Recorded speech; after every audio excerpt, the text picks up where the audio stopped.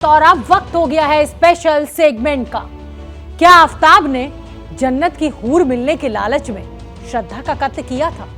क्या जन्नत जाने के ख्वाब को पूरा करने के लिए आफताब ने श्रद्धा को 35 टुकड़ों में काट दिया था? ये वो सवाल हैं जो सोशल मीडिया से लेकर देश के घर घर में नई चर्चा का विषय बन गए हैं। एक दावा जिसके बाद श्रद्धा मर्डर केस में लव जिहाद एंगल पर बातें होने लगी थी। तमाम वेबसाइट रिपोर्ट कर रही हैं और बड़े बड़े नेता इस मामले पर बयानबाजी कर रहे हैं। मुद्दा गर्म था, लेकिन सच्चा या झूठा इसकी पड़ताल जरूरी थी और इसीलिए देश को सच बताने के लिए हमने तहकीकात की। आप भी देखिए जन्नत की हूर पाने के लिए श्रद्धा के मर्डर वाले दावे का पूरा सच क्या है।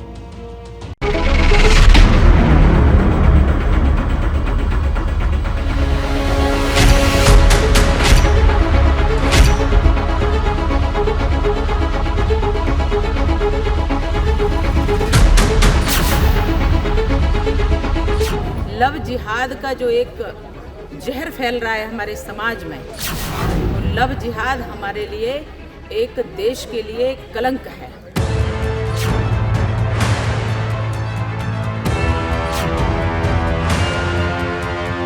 हमारा देश में लव जिहाद का खिलाफ हमें कानून चाहिए और देश में कोई आपदा जैसा शौक निकाले तो सीधा फांसी काट में जाना चाहिए। ऐसा कानून हमारा देश को चाहिए।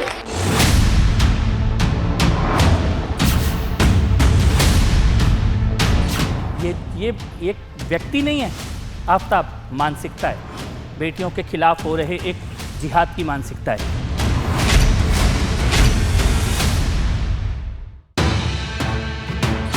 क्या आफताब ने जन्नत की सैर के लिए श्रद्धा की हत्या की थी?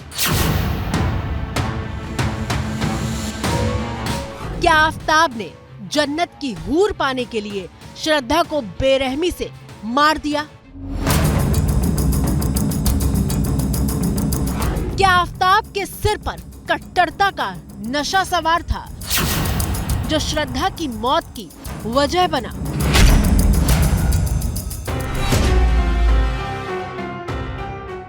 ये हजारों श्रद्धा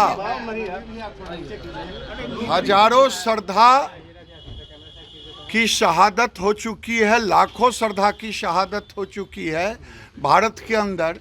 ये एक षड्यंत्र के रूप में देश के अंदर ये चल रहा है।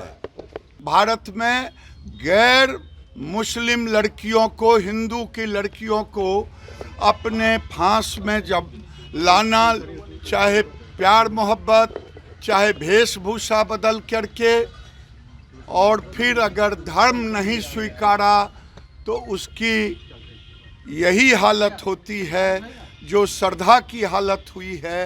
ये एक तरह से षड्यंत्र है, जघन्य अपराध है। इसे जो भी संज्ञा दें, ये भारत के लोगों को सोचने पर मजबूर कर दिया गया है। क्या श्रद्धा की मौत के पीछे लव जिहाद है?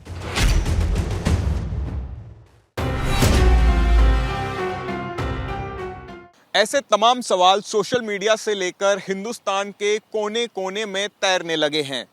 इन सवालों की शुरुआत एक दावे के साथ हुई। देश के एक नामी अखबार ने खबर छापी। खबर क्या थी वो देखिए।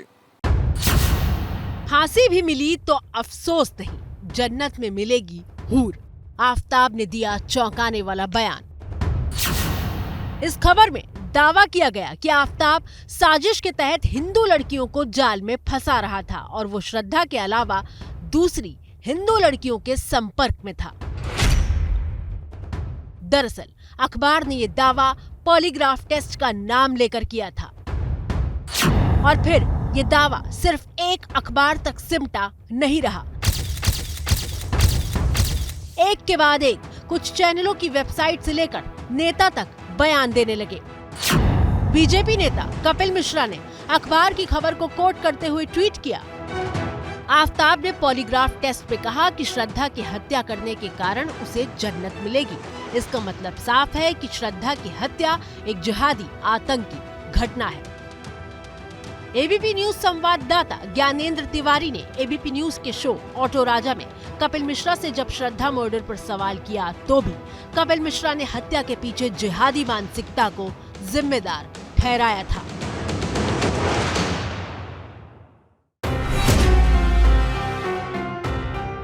देश की एक बेटी का मसला है कपिल भाई, इसलिए मैं आपको लेकर आया हूं। नहीं बिल्कुल, और मेरा ये मानना है कि श्रद्धा के साथ जो हुआ है वो एक सबक भी बनना चाहिए, इस देश के लिए एक सबक भी बनना चाहिए कि हम अपनी बेटियों को संभालें, अपनी बेटियों को बचाएं। ये एक व्यक्ति नहीं है आफ्ताब, मानसिकता है। बेटियों के खिलाफ हो रहे एक जिहाद की मानसिकता है और उससे सीखना पड़ेगा। कोई और बेटी श्रद्धा ना बन जाए, ये सीखना पड़ेगा। असम के मुख्यमंत्री हेमंत बिस्व शर्मा भी एमसीडी चुनाव प्रचार से लेकर गुजरात तक आफ्ताब का नाम लेकर लव जिहाद के खिलाफ सख्त कानून की वकालत करते दिखे। हमारा देश में लव जिहाद का खिलाफ हमें कानून चाहिए और देश में कोई आफ्ताब जैसा शख्स निकाले तो सीधा फांसी काट में जाना चाहिए।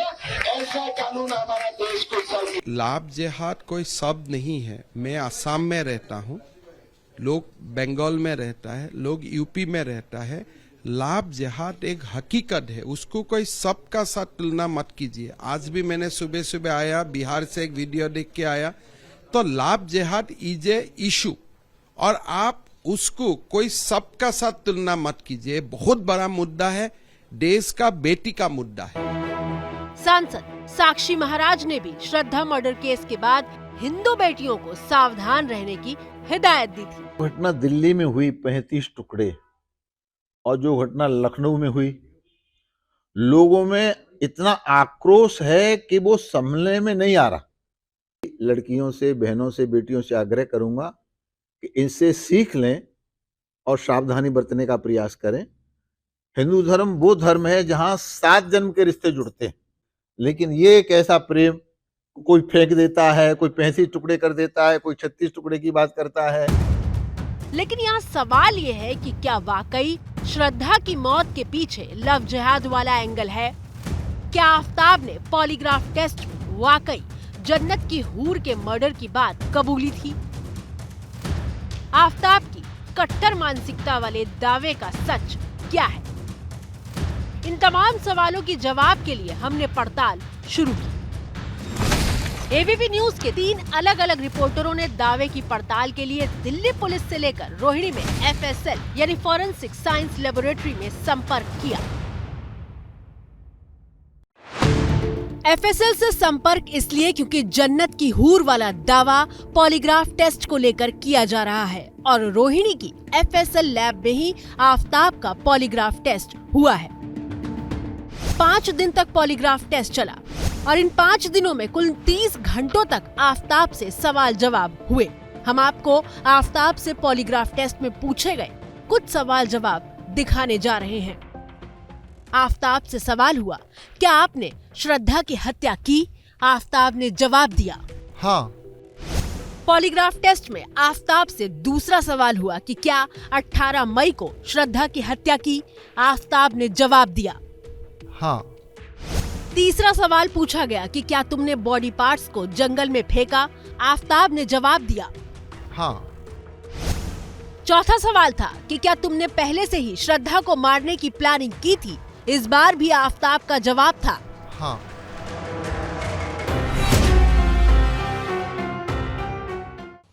चार सवालों के जवाब आफ्ताब हाँ में दे चुका था। हत्या से लेकर प्लानिंग तक की बात कबूल चुका था और अब बारी थी 5वें सवाल की, जिसका जवाब आफ्ताब ने नहीं में दिया।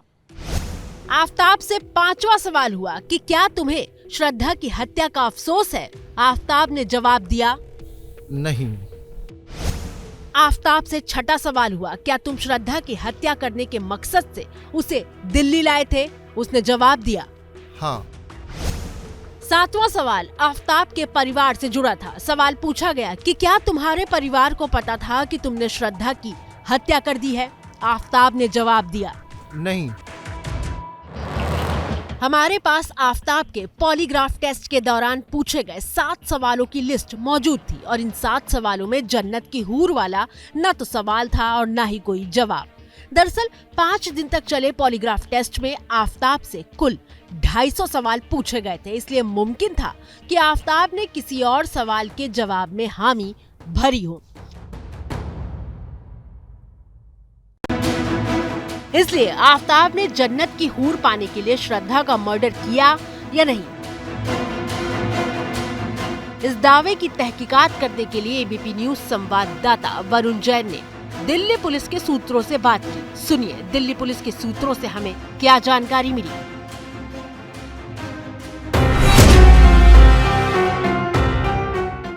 इस मामले की पड़ताल के दौरान जब हमने इस केस से जुड़े कई अधिकारियों से बात की तो उन्होंने बताया कि आफताब एक मॉडर्न जमाने का लड़का है जो फर्राटेदार इंग्लिश बोलता है। आफताब एक अय्याश किस्म का लड़का जरूर है जिसकी कई लड़कियों से दोस्ती थी, लेकिन उसकी मानसिकता कतई भी किसी एक धर्म की लड़की को फंसाने की नहीं थी। दिल्ली पुलिस के सूत्रों ने हत्या के पीछे आफताब के जन्नत के हूर वाले दावे को खारिज कर दिया था। अब बारी एफएसएल से संपर्क करने की थी। एबीपी न्यूज संवाददाता मनोज वर्मा को यहाँ पड़ताल में क्या पता चला, सुनिए। आफताब के पॉलीग्राफी टेस्ट के दौरान भी एफएसएल की टीम ने उसके सामने इस तरह के कई सवाल दागे जिससे उसकी कट्टर मानसिकता के बारे में पता चल सके। ये पता चल सके कि क्या आफताब एक ही धर्म की लड़कियों को अपने जाल में फंसाता था और क्या श्रद्धा का कत्ल भी उसने इसी मानसिकता के चलते तो नहीं किया। एफएसएल के सूत्रों ने इस सवाल के जवाब में हमें ना कहा। जन्नत की हूर के लिए हत्या के दावे को दिल्ली पुलिस खारिज कर चुकी थी, जबकि एफएसएल टीम ने भी कट्टरता वाले एंगल पर जवाब ना में दिया था। एबीपी न्यूज के तीसरे रिपोर्टर अभिषेक रावत ने दिल्ली पुलिस और एफएसएल के दूसरे सूत्रों से बात की। हमारी पड़ताल में सूत्रों ने ये बताया कि आफताब ने श्रद्धा की हत्या की बात कबूली है, उसके शव के टुकड़े करने की बात भी मानी है, लेकिन पॉलीग्राफ टेस्ट या पूछताछ में आफताब ने 72 हूरों मिलने जैसी या फिर जन्नत मिलने जैसी कोई बात नहीं बताई है। इसलिए सोशल मीडिया पर चल रहा ये दावा पूरी तरीके से गलत है कि आफताब ने श्रद्धा की हत्या 72 हूरों के मिलने या फिर जन्नत नसीब होने जैसे किसी दावे के लिए किया हो।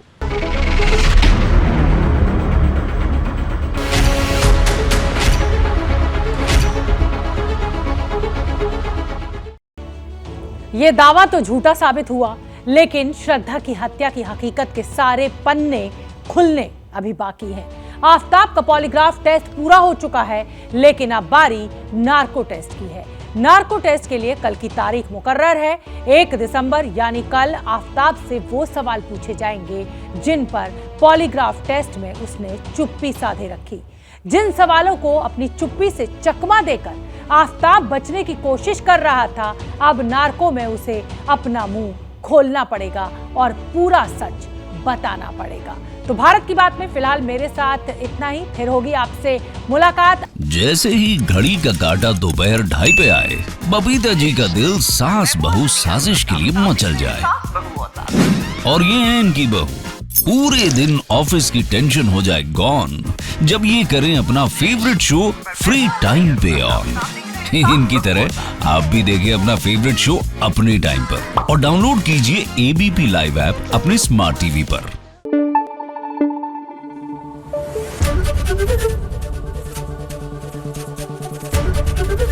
एबीपी न्यूज आपको रखे आगे।